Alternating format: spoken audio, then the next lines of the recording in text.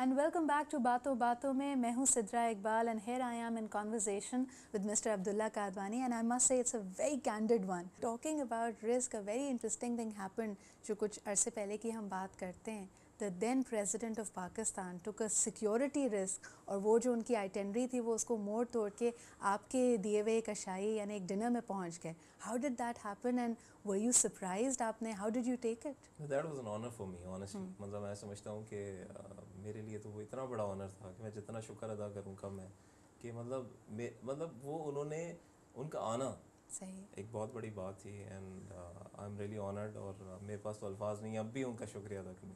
अच्छा, when we talk about President Pervez Musharraf, एक बात यानी history will always remember him as somebody who gave Pakistan a very vibrant media.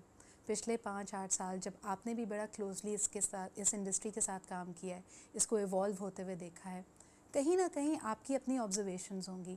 Do you think we are shaping the media policy in the right way या कुछ आपकी reservations हैं कि जनाब इसको ऐसे नहीं होना चाहिए? For example cross media ownership. देखिए मुशर्रफ साहब आज नहीं हैं, ठीक है, लेकिन एक बात मैं आपको बता दूं कि उन्होंने मीडिया को जो आज हम फ्रीडम जिसकी बात कर रहे हैं और आज हम जितना कह रहे हैं कि यार मीडिया इतना वाइब्रेंट है और इतना फ्रीडम है इसके अंदर की जो सच्चाई है वो नज़र आ रही है, उसका सहरा मुशर्रफ साहब के सर जाता है. ठीक है, उन्होंने वो रिस्क लिया. ठीक है, मतलब एक मिलिट्री डिक्टेटर जो होता है ना वो इन चीज़ों से बहुत घबराता है. वो कभी भी इन चीज़ों में इसलिए नहीं करता कि उसको ये लगता है कि सबसे पहले जो क्रिटिसिज्म होगा उसका मैं भी विक्टिम हो सकता हूँ. तो ये उनका एक बहुत बड़ा मेरा ख्याल है मीडिया के लिए वो मेंटोर की उनकी हैसियत है कि आज जो आप इस मुल्क में मीडिया को इतना फ्लरिश देख रहे हैं, मैं समझता हूँ कि उसका सेहरा जो है वो उनकी और उनकी गवर्नमेंट की सर जाता है. अच्छा, since this is a very candid interview, आप मुझे बताएं कि अब जो हम ये तब्दीली देखते हैं हमारे पॉलिटिकल सिनेरियो में, नई government I, it's a democratically elected government और पूरी दुनिया में we are getting all praises कि जी डेमोक्रेसी इस्टेब्लिश होनी चाहिए. मीडिया के तवस्सुत से क्या असर पड़ा है? Are things improving, are things in status को, are things not doing so well? आपकी क्या ऑब्जर्वेशन है? अच्छा, मैं आपको बताऊं Sidra, may B I am wrong, मुझे नहीं पता लोग इस बारे में किस तरह फील करते हैं, बट मुझे ये लगता है कि पाकिस्तान में अनफॉर्चुनेटली कभी भी किसी को सेटल डाउन होने का मौका नहीं दिया जाता. सही. इस गवर्नमेंट को अगर आप सही मानों में देखें तो मैं ये समझता हूँ कि बहुत कम वक्त हुआ है और ये गवर्नमेंट भी एक बहुत बड़ी क्राइसिस में फॉर्म हुई है. मतलब आप देखें शुरू में 2 महीने ये नहीं पता लग रहा था कि जी किसको हैंड ओवर करना है, हालांकि मतलब बड़ी क्लैरिटी थी उसके अंदर. और उसके बाद अब ये जैसे ही सेटल हुए, अनफॉर्चुनेटली इस गवर्नमेंट ने उस वक्त टेक ओवर किया जब पाकिस्तान में मसाइल काफ़ी थे. वो जो पीछे से एक मूवमेंट चली आ रही थी, प्रॉब्लम्स चले आ रहे थे, उसके अंदर इस गवर्नमेंट ने टेक ओवर किया. तो मैं ये समझता हूँ कि चाहे ये गवर्नमेंट हो चाहे आने वाली कोई भी गवर्नमेंट हो, उसको सेटल डाउन पीरियड ज़रूर दें. जैसे अगर फॉर एग्जांपल आसिफ जरदारी जहाँ भी जा रहे हैं वो कह रहे हैं I am a 15 days old president. मतलब 15 दिन हुए एक बंदे को आए हुए, वो अच्छा है या बुरा है अभी एक साइड पर रख दें उसको, लेकिन उसको टाइम दें. ठीक है, मतलब ये इसी तरीके से है कि एक बैट्समैन वो डबल सेंचुरी बना के क्रीज पे मौजूद है और एक अभी आया है और आप ये सोच रहे हैं कि उसके टाइमिंग भी वैसे ही होंगे जो डबल सेंचुरी बना के जो खेल रहा है उसके होंगे, तो दैट इज़ इम्पॉसिबल. नहीं, you are absolutely right. Governments का कोई लिटमस टेस्ट तो नहीं हो सकता, लेकिन looking at the scenario, what are your observations? मेरी ऑब्जर्वेशन तो बड़ी सिंपल है, बड़ी क्लियर है कि जी 8-9 साल से हम शोर मचा रहे थे कि हमें डेमोक्रेटिक गवर्नमेंट चाहिए. आज डेमोक्रेटिक गवर्नमेंट आ गई है तो अब हमें ये नहीं समझ आ रहा कि हम इसको किस तरह से चलने दें. अब हमने हर जगह से राइट लेफ़्ट सेंटर इस पर अटैक करने शुरू कर दिए हैं.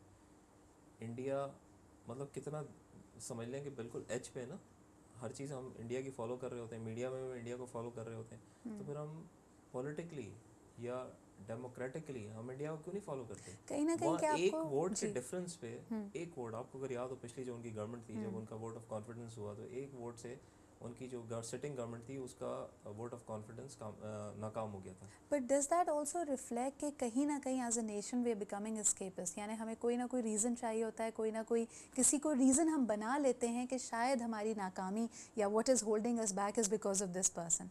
मुझे ये बताएं कि कई दफ़ा आपकी साफ कोई आपके ख़िलाफ़ जाती है.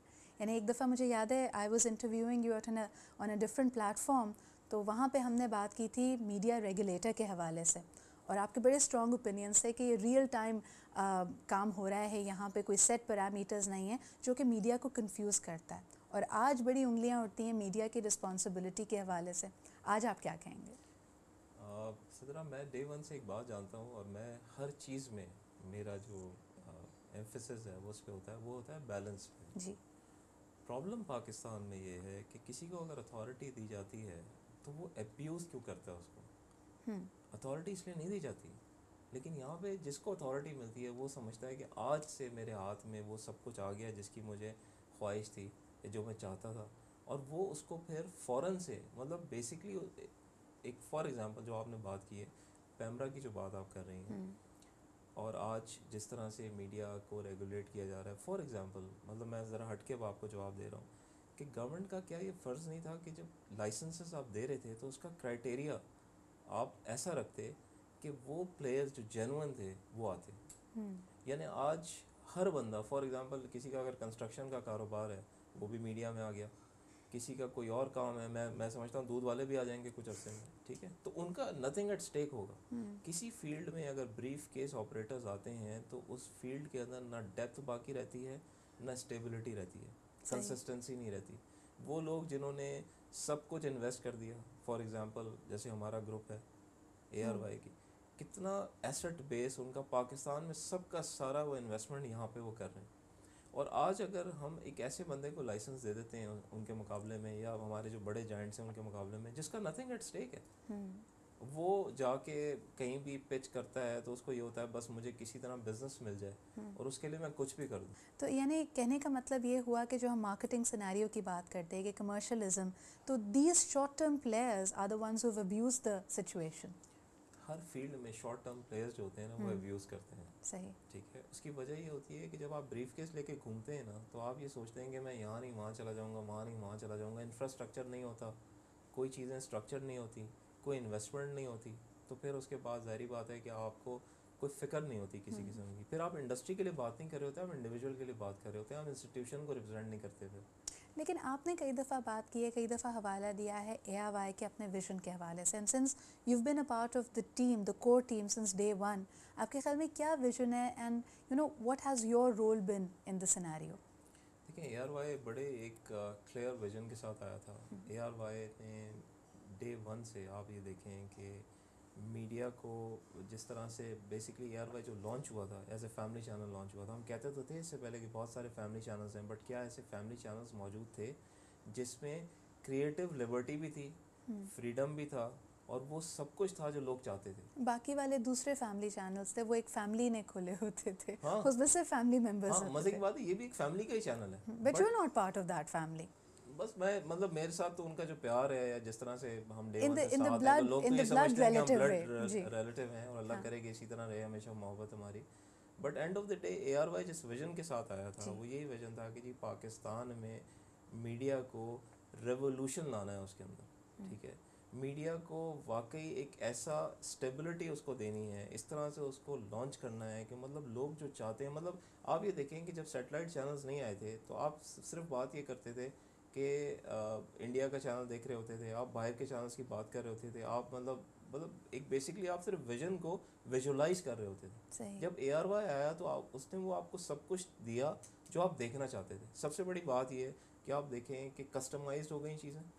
مطلب ہم لٹرلی جب مارکیٹنگ کے پوائنٹ آف ویو سے میں آپ کو بات کروں، جب ہم کلائنٹس کے پاس جاتے تھے، کلائنٹ سے ہم کہتے تھے تو وہ کہتا تھا اچھا یار آپ کیا دینا چاہتے ہیں، آپ کے پاس کیا، ہم کہتے تھے آپ کو کیا چاہیے. تو وہ سوال اس کے لیے بڑا عجیب ہوتا تھا کہ آپ کو کیا چاہیے، کہ پہلے تو آپ اپنے آبجیکٹیوز میں تو کلیئر ہوں. ہاں یعنی ان کے لیے it was a partnership, and I think we had that vacuum کہ کوئی ایسا ایز اے میڈیا پارٹنر آپ کے ساتھ آئے جو آپ کے ویژن کو اور اپنے ویژن کو کوئی ملا جلا کے ایک چیز پیش کرے. آڈینس پہ کبھی کسی نے ریسرچ نہیں کی تھی کہ آڈینس کیا دیکھنا چاہتا ہے. اب جو ہم بات کرنے لگے ہیں، ابھی تک ہم نے پاسٹ کے حوالے سے بات کی ہے، پریزنٹ کے بارے میں بات کی ہے، لیکن پہلی دفعہ since we are sitting with the key media player of Pakistan, تو ہم جاننا چاہیں گے کہ کیا انسائٹس اور فورکاسٹ ہیں، یعنی آنے والے دنوں میں who may be the hottest talent in our industry, what channels will be growing and how will we see the media scene evolving. لیکن یہ سب کچھ ہوگا مزید ہماری گفتگو میں، so don't go anywhere as it is just a very short break.